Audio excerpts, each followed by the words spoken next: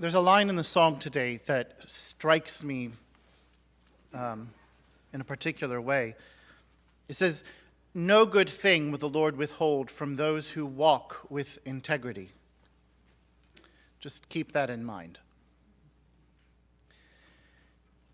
Christmas does not end with a lullaby. Instead, Christmas ends with a journey. Matthew, unlike his counterpart Luke, refuses to let us linger too long in the glow of the manger. He ushers us outside, out into the open night where the air is colder and questions come sharper. He gives us travelers instead of a star and shepherds, or instead of shepherds, and a star instead of the song of the angels. And he gives us a king so frightened by the promises of God that the whole city can feel his fear. "Where is the child who was born King of the Jews?" they ask. That's not a question asked of those in charge of religion, nor by those invested in the stability of the system. It is asked by strangers, by people from the East who have learned to trust the sky more than they do the palaces. They have seen something shift in the heavens, and they are brave enough to believe that it matters on earth. And when they ask their question out loud, all of Jerusalem trembles. Because the birth of Christ does not only comfort, it absolutely confronts. It threatens carefully balanced arrangements of power. Herod hears newborn king and immediately imagines his own demise. He gathers the scribes and scholars, those who have known the scriptures by heart, and he uses holy words for an unholy purpose. Spoiler alert. He wants to go and kill every male child in that region from birth to age 2.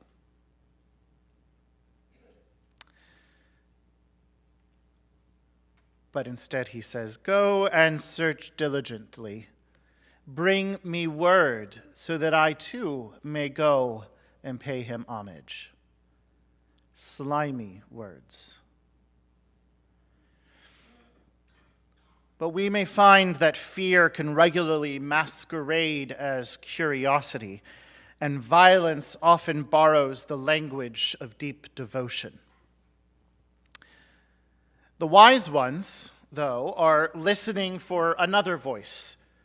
And when they leave the palace, the star appears again, steady, patient, unafraid of the dark.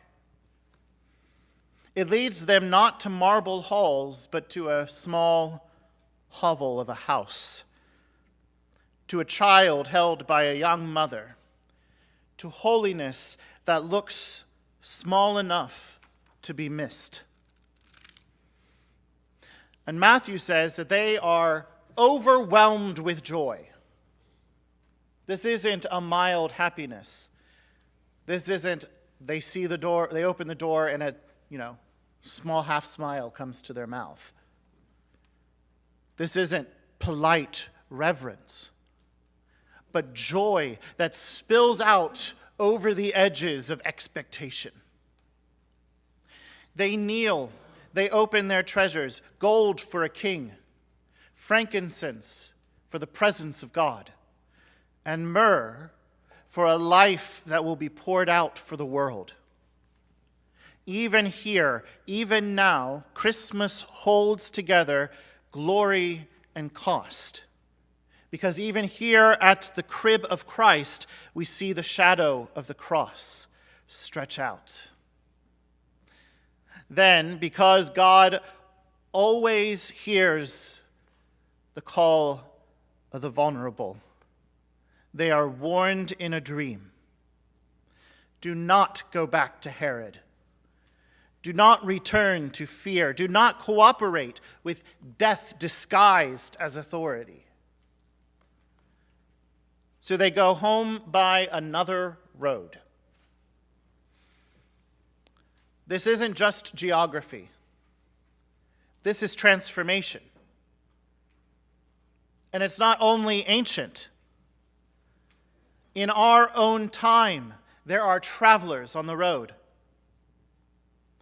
You may have seen in the news Buddhist monks dressed simply, walking for peace from Texas toward Washington, D.C., along with their rescue dog, by the way.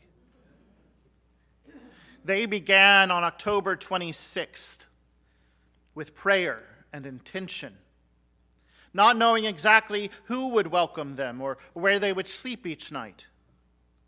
And if you're interested in supporting them, they are scheduled to come through Richmond between February 5th and the 15th.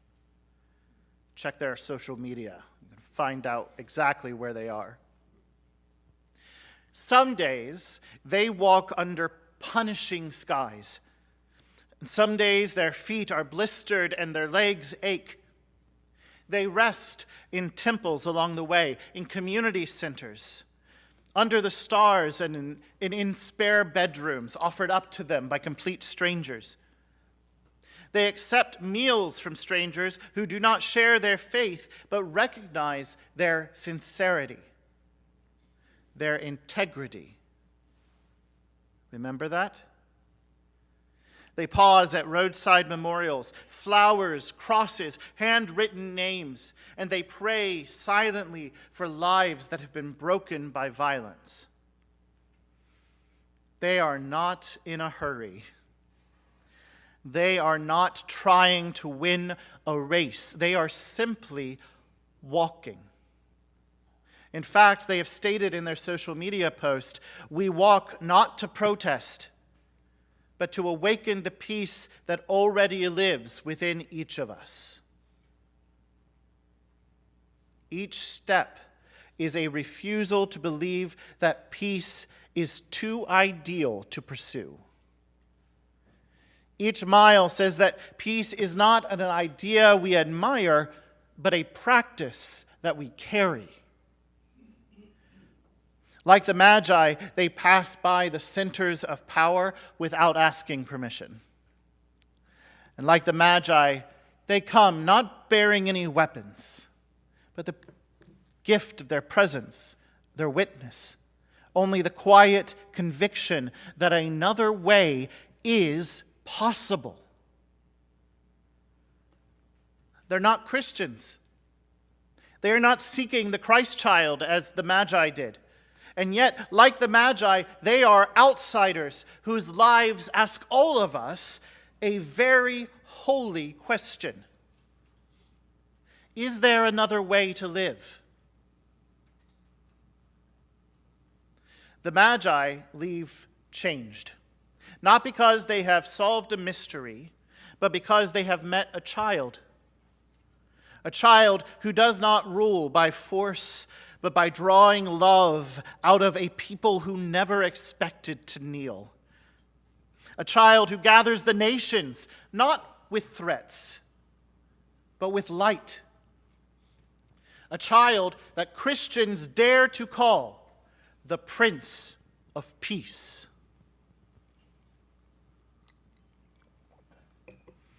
And here's the brighter truth that Matthew wants us to see.